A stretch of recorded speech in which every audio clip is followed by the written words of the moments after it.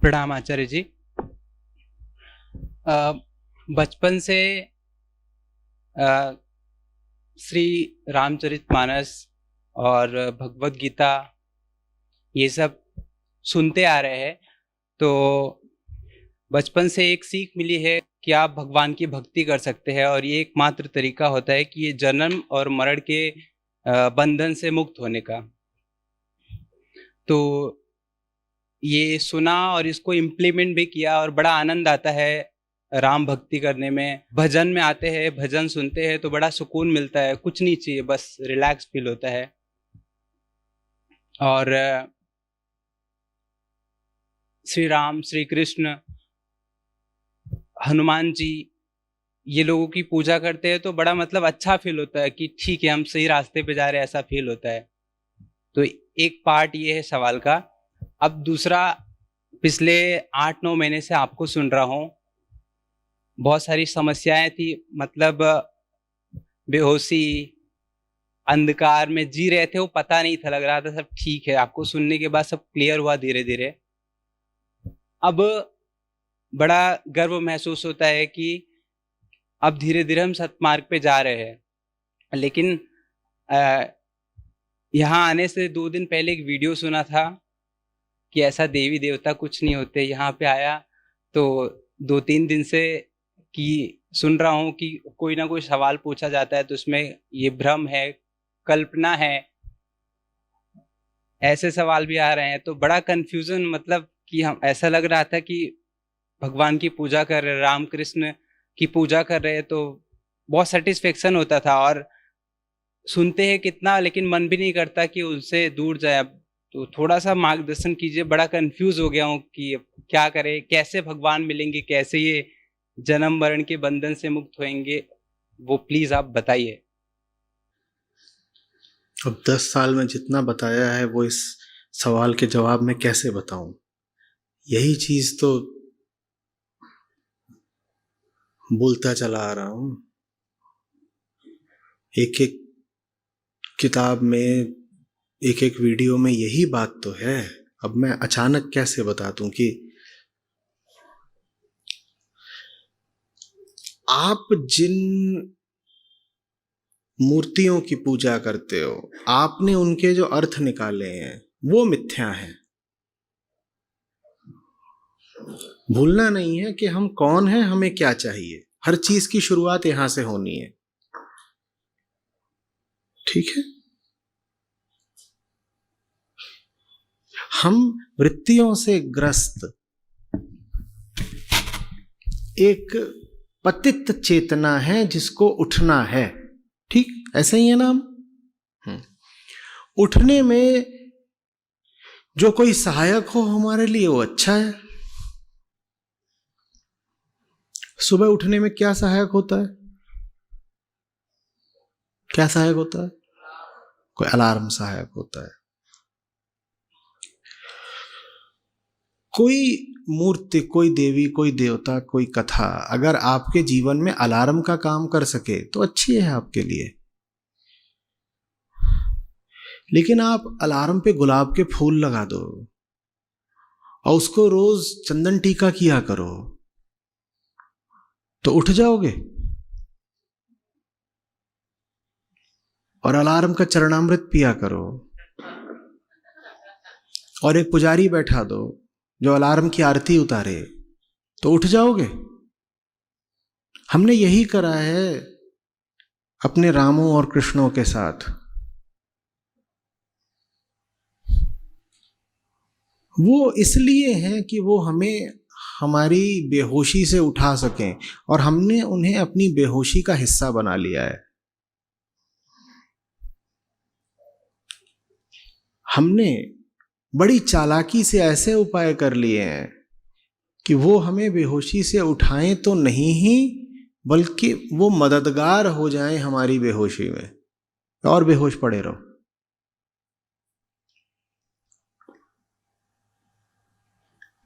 जय अलार्म देवा। सब कुछ हो रहा है, ढोल ताशे हैं, घंटे घड़ियाल बज रहे हैं, नारियल फोड़े जा रहे हैं, बस ये अलार्म बजता नहीं है। ये अलार्म किसी को उठा नहीं पाता है। बाकी सब कुछ, दंगे भी हुए थे, आपका लाल रंग का अलार्म है और सामने की गली वालों का नीले रंग का, भयानक दंगे हुए, सब कुछ हुआ, बस अलार्म बजा नहीं। अलार्म के बजने के अलावा अलार्म के नाम पर और अलार्म के इर्द गिर्द सब कुछ हो रहा है और हमें सब कुछ स्वीकार है। बस एक चीज नहीं, ये अलार्म कभी बजना नहीं चाहिए, हमें नींद से उठना नहीं चाहिए।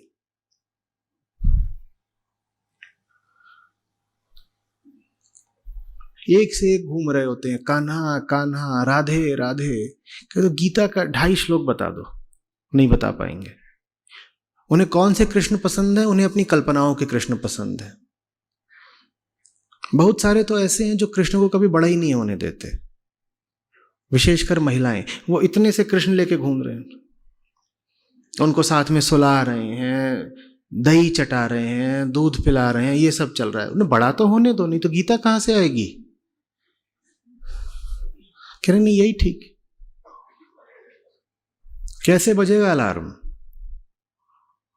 तुमने उसकी सेल निकाल ली, तुम उसमें चाबी नहीं डाल रहे, कैसे बजेगा?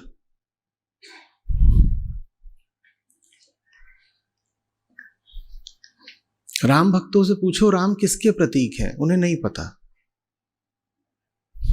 उनसे पूछो योग वाशिष्ठ का कुछ ज्ञान है, उन्हें नहीं पता, कुछ नहीं जानते। ऐसे ही थोड़े इस देश की दुर्दशा हुई है। यहां इतने देवी देवता, यहां इतने मंदिर, यहां इतने ग्रंथ, फिर भारत इतना पिछड़ा हुआ क्यों? सवाल नहीं उठता। इसीलिए माया सब पर भारी पड़ती है, माया मंदिरों पर भारी पड़ी। हमारे अहंकार ने हमारे देवताओं को भी नहीं छोड़ा।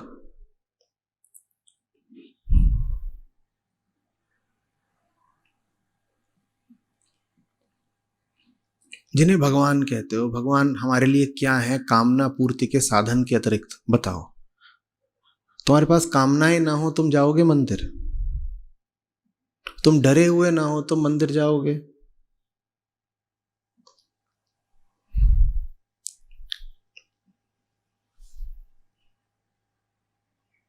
दो बातें होती हैं, कोई इच्छा पूरी करनी है तो मंदिर जाते हो, या फिर कोई डरा देता है कि मंदिर नहीं गए तो फलाना नुकसान हो जाएगा, तो मंदिर जाते हो। ये कैसे भगवान है? ये कैसे काम आएंगे?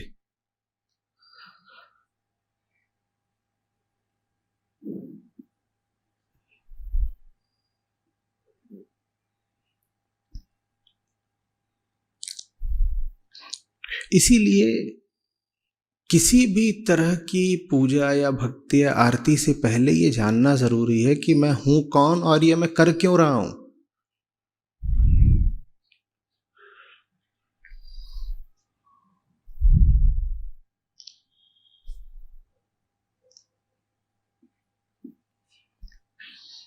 मुझे तो हनुमान जी से बड़ा स्नेह और बचपन से ही है, बड़े विशेष लगते थे, आज भी लगते हैं।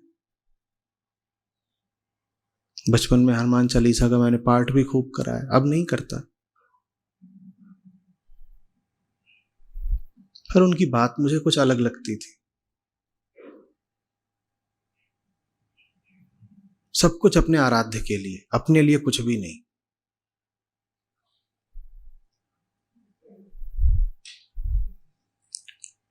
और एक मजाकिया तेवर,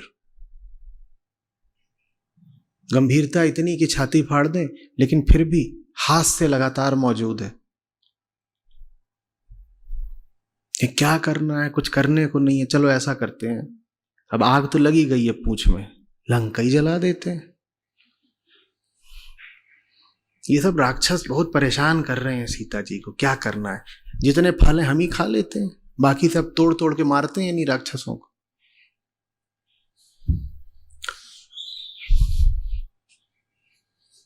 ये जो जीवन के प्रति एक हल्केपन का भाव है, वो मुझे बड़ा पसंद आता था कि काम कर रहे हैं बहुत ऊंचा, लेकिन फिर भी सहज हास्य को नहीं भूल गए।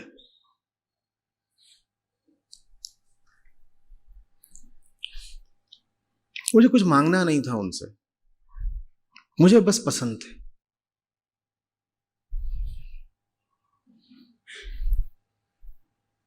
और बल, पहलवानी, बढ़िया गदा।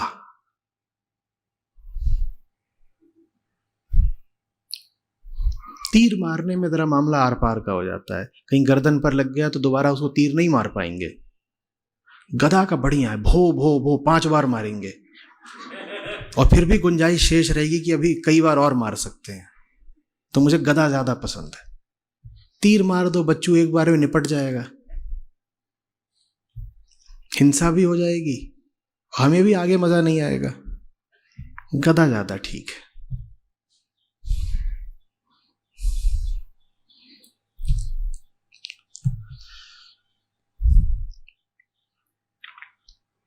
पर आप उनको ऐसे सोचो कि भूत पिशाच निकट नहीं आवे, महावीर कहो कि रास्ते में जा रहे हैं, हमें भूतों से बहुत डर लगता है तो हम बीच बीच में पाठ करते रहते हैं, तो ये दुरुपयोग कर लिया हनुमान का। ये दुरुपयोग हो गया। आप समझे ही नहीं कि हनुमान किसके प्रतीक हैं। धर्म में सिर्फ प्रतीक होते हैं, तथ्य तो वहां होते ही नहीं, प्रतीक मात्र। और उन प्रतीकों को पढ़ना पड़ता है, देखना पड़ता है कि इनका इशारा किधर को है। जो इशारा नहीं समझते उनके लिए बड़ी मुश्किल हो जाती है। बहुत लोग हैं पश्चिम में, वो कहते हैं इंडियंस आर मॉन्की वर्शिपर्स, वो कहते ही ऐसे, द मॉन्की गॉड। उनको नहीं समझ में आ रहा, उनको नहीं समझ में आ रहा कि बात क्या है, क्या दिखाया जा रहा है। क्योंकि देखिए, वानर हम सब हैं, शरीर से हम सब बिल्कुल वानर ही हैं। आप एक चिंपैंजी के बगल में खड़े हो जाइए, ईमानदारी से बहुत अंतर है नहीं। आपकी नहीं बात कर, मतलब हम सब की कोई अंतर है खास। कोई किसी और ग्रह से आए, उसको एक बंदर दिखा दो और एक आदमी का बच्चा दिखा दो, दोनों का कद एक जैसा हो और पूंछ छुपा दो बंदर की, वो अंतर नहीं बता पाएगा। ठीक वैसे जैसे हमें सारे चीनी एक जैसे लगते हैं ना, वैसे ही कोई और किसी ग्रह से आए तो उसे बंदर और इंसान का बच्चा बिल्कुल एक लगेगा। पूंछ छुपी हुई है, बातचीत हो नहीं रही, दोनों बैठे हुए हैं, कोई अंतर। तो वानर हम हैं ही। वानर होते हुए भी कैसे राम की ओर बढ़ा जा सकता है, इसके प्रतीक हैं हनुमान। मॉन्की गॉड नहीं है। अब ये जाने बिना अगर हनुमान भक्ति कर रहे हो तो क्या कर रहे हो? फिर तो बस वहां पे वही जा रहे हो तुम कि परीक्षा में पास करा देना, नौकरी दिला देना, पत्नी दिला देना, कुछ भी और जो कामना हो वो पूरी कर। उसमें क्या है?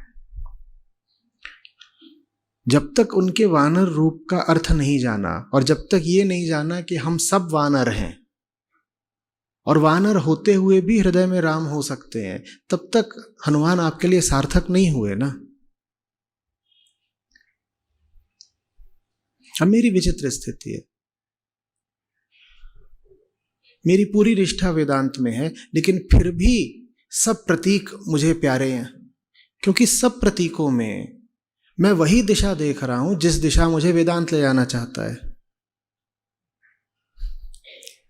तो जो पुराने वेदांती होते हैं वो मुझ पर आक्षेप करते हैं, वो कहते हैं वेदांत में तो देवी देवताओं वगैरह के लिए कोई स्थान नहीं है, आप फिर भी दुर्गा सप्तशती पर क्यों बोले? अभी पिछले महीनों पे पूरी सप्तशती पर मैंने बात करी थी, तो उस पर आक्षेप आए, बोले ये बात तो वेदांत सम्मत नहीं है। अब क्यों बोल रहे भाई? क्योंकि मुझे वहां वेदांत ही दिख रहा है,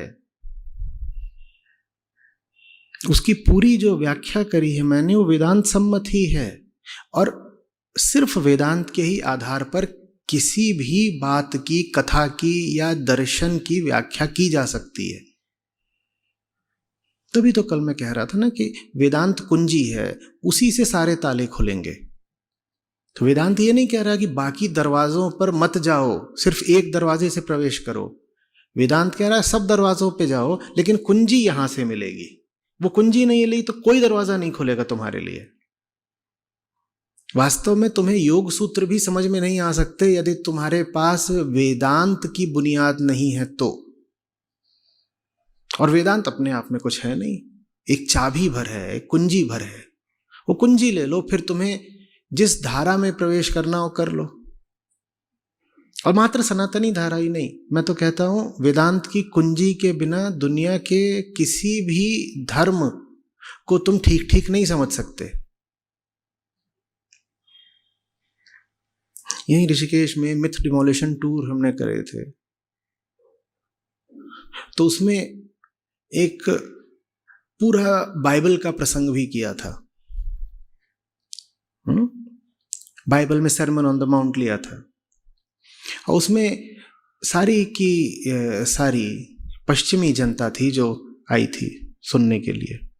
आज से 6 साल पहले की बात है। और बाइबल के ही सूत्र, उन पर बात हो रही है।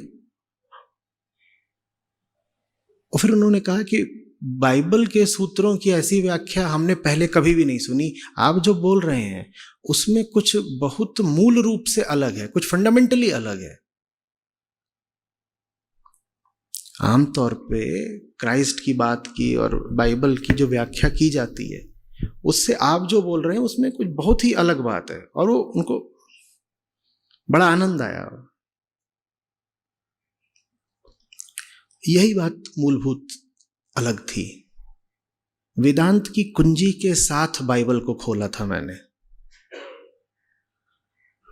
वेदांत की कुंजी से बाइबल को खोला था, सरमन ऑन द माउंट को खोला था। और फिर वो ऐसा खोला कि सुनने वाले हतप्रभ रह गए कि अच्छा, इसका ये अर्थ भी हो सकता है, ऐसा अर्थ तो कभी सोचा नहीं, सुना नहीं।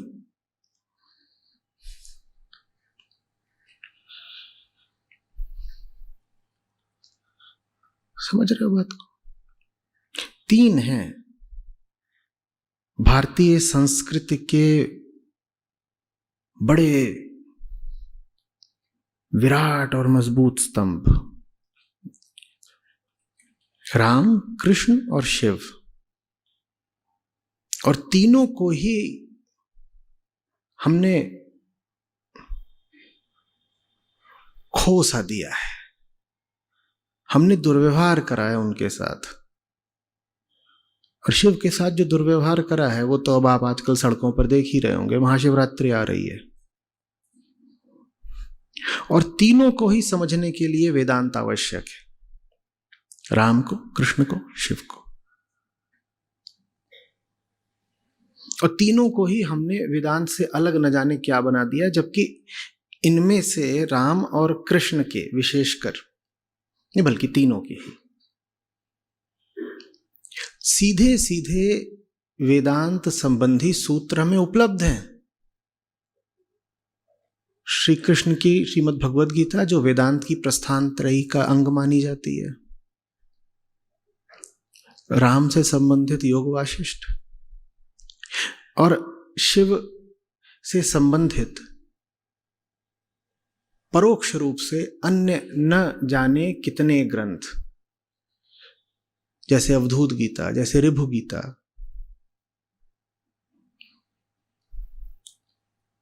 तो आदिकाल से ही ये स्पष्ट था कि अगर आप वाकई राम, कृष्ण और शिव को समझना चाहते हैं तो वो समझ वेदांत के मार्ग से ही विकसित हो सकती है। जिसको गीता से प्रेम नहीं वो न कहे कि उसे कृष्ण से प्रेम है। दही, खीर, माखन चटाने से कृष्ण प्रेमी नहीं हो जाते आप। कृष्ण प्रेमी सिर्फ वो है जो गीता में गोता मार दे।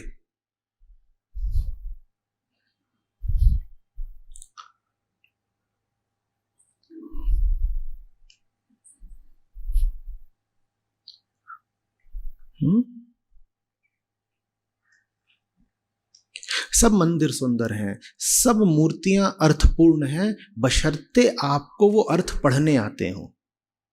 वेदांत नहीं कह रहा कि मंदिरों का कोई अर्थ नहीं या मूल्य नहीं, पर मंदिरों का जो अर्थ आपने कर रखा है वो निस्संदेह मिथ्या है, ये अवश्य कहता है वेदांत।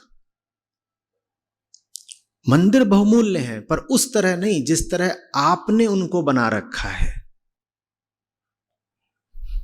मूर्तियां भी बहुमूल्य हैं, पर वैसे नहीं जैसे आप उनका उपयोग करते हो। मूर्ति पूजा के संबंध में मैंने बहुत बार बोला है, आप खोजेंगे मिल जाएगा।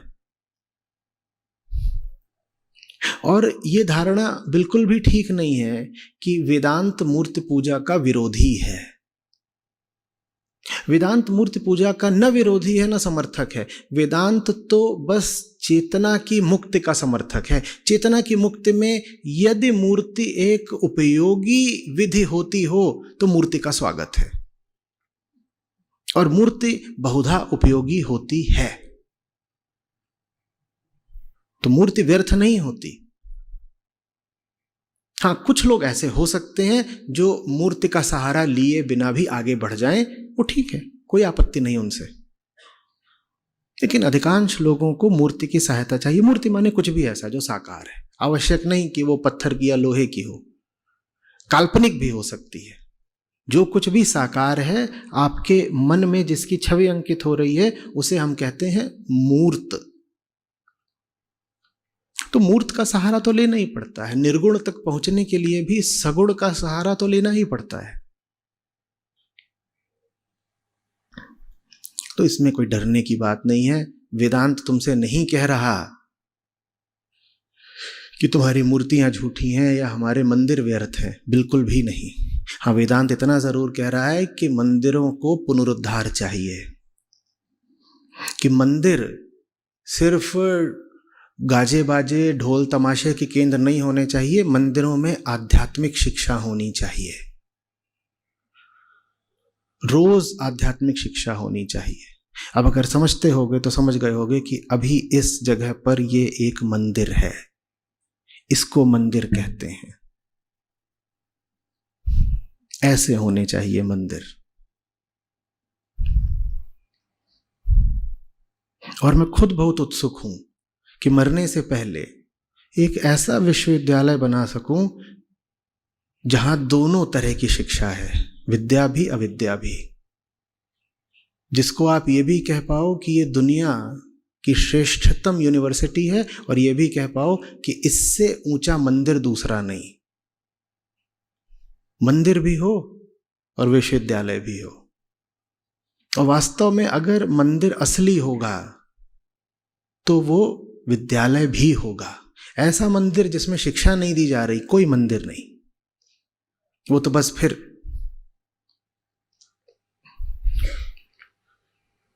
एक तरह का दिखावा है, तमाशा है, प्रदर्शन है।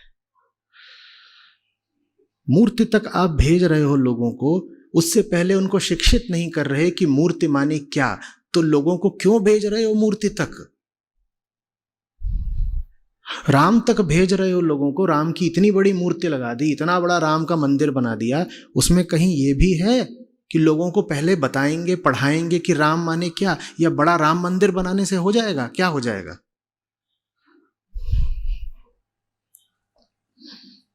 वो शिक्षा कौन देगा? और शिक्षा ही सब कुछ है। पत्थर में थोड़ा ही कुछ रखा है अगर तुम्हें पता ही नहीं कि पत्थर में प्राण कहां पर हैं। यदि मूर्ति का तुम्हें अर्थ नहीं पता तो मूर्ति पत्थर मात्र है या नहीं? और हम पुराने लोगों ने बड़ी मेहनत से बड़े महीन सूक्ष्म प्रतीक तैयार करे हैं। अगर प्रतिमा के 8 हाथ हैं तो उस बात का कुछ मतलब है।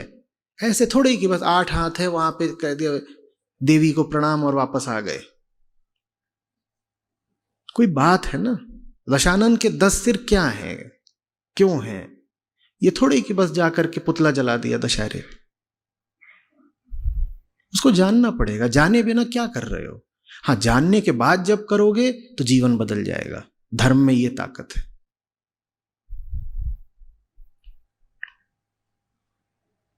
धर्म से अच्छा और ऊंचा कुछ नहीं, और धर्म से ज्यादा खतरनाक और पतित भी कुछ नहीं। धर्म दुधारी तलवार है। वो आपको आसमान तक उठा भी सकता है, पाताल तक गिरा भी सकता है। अब कहने की आवश्यकता नहीं कि आजकल जो धर्म है वो किस दिशा ले जा रहा है।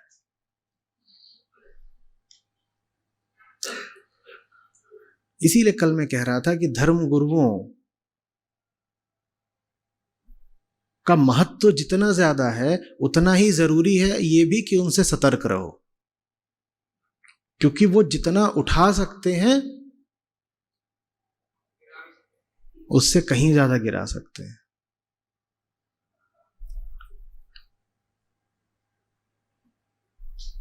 अधिकांशतः काम गिराने का ही होता है। माया है ही ऐसी, अहंकार चाहता ही यही है कि जो कुछ भी मिले उसे गिरने के लिए ही इस्तेमाल कर लो।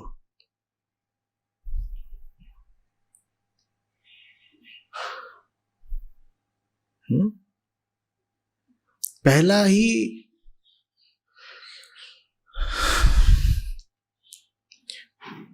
जय हनुमान ज्ञान गुण सागर। ज्ञान कहाँ है? ज्ञान बताओ। बस ऐसे खड़े हो गए? वो तो ज्ञान के सागर हैं। तुम अपना ज्ञान बताओ ना। तुम्हें ज्ञान से कोई मतलब नहीं। तुम्हें क्या करना है? नारियल फोड़ना है। तुम्हें नारियल फोड़ना है।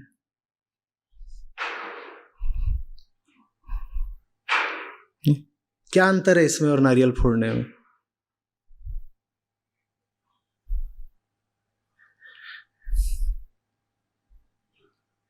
हनुमान भी यही चाहते हैं कि पहला शब्द ज्ञान हो। जय हनुमान, फिर पहली चीज क्या? ज्ञान। ज्ञान कहां है?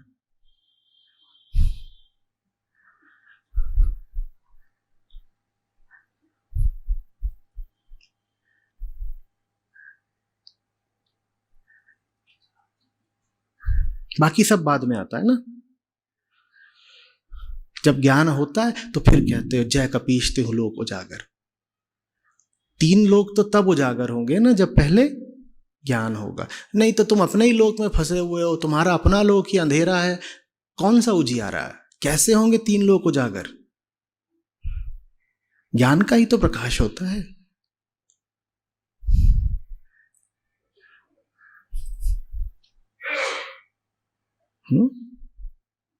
तो न मंदिर जाना छोड़ना है, न रामचरितमानस। रामचरितमानस में मूल्य न होता तो मैंने इतना क्यों बोला होता मानस पर? पिछले 6 साल में दर्जनों बार मानस पर बोला है। मानस पर पूरा कोर्स है हमारा।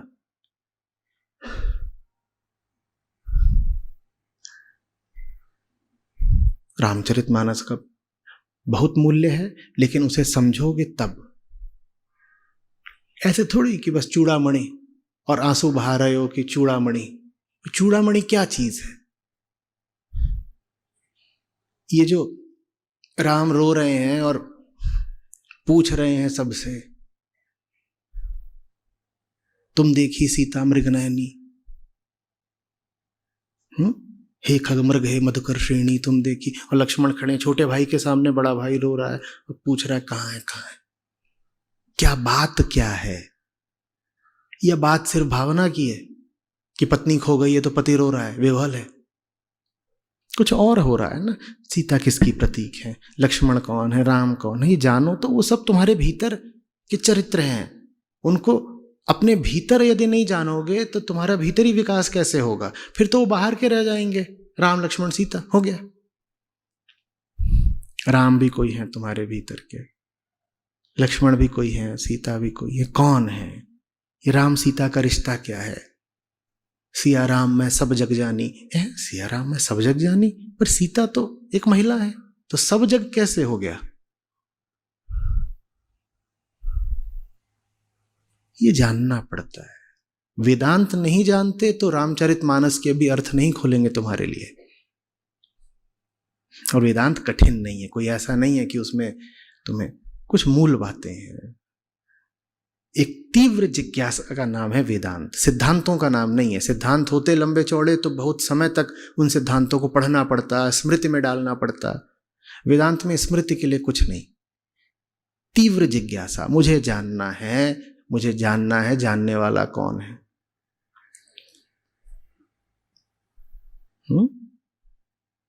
बैठो।